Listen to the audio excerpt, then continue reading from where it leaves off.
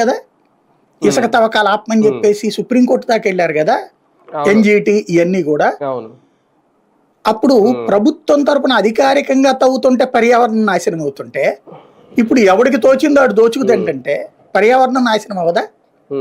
అవి రేపు పొద్దున అదే పర్యావరణవేత్తలు కదా. వెయ్యరా? కొంతమంది ఐఏఎస్లు ఐపీఎస్లు ఆ పనుల్లో ఉంటారు. అదిగో వాళ్ళు జగన్ దగ్గర అవును డబ్బులు తీసుకుని మనకి ఇట్లా చేస్తున్నారు.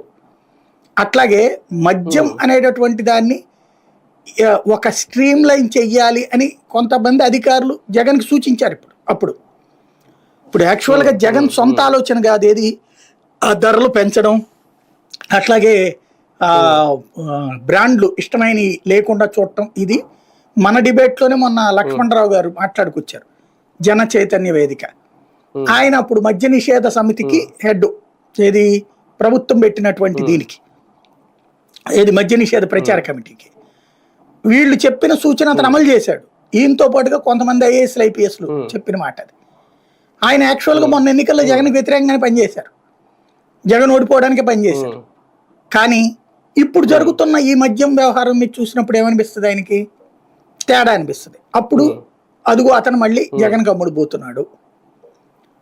లేకపోతే ఐఏఎస్లు ఐపీఎస్లు లేకపోతే మాజీ జడ్జీలు మాట్లాడతారు రేపు పొద్దున, అదిగో వాళ్ళందరూ జగన్ కమ్ముడు పోయిన వాళ్ళు, వీళ్ళందరినీ జగన్ వెనకాల ఉన్నటువంటి ఆయన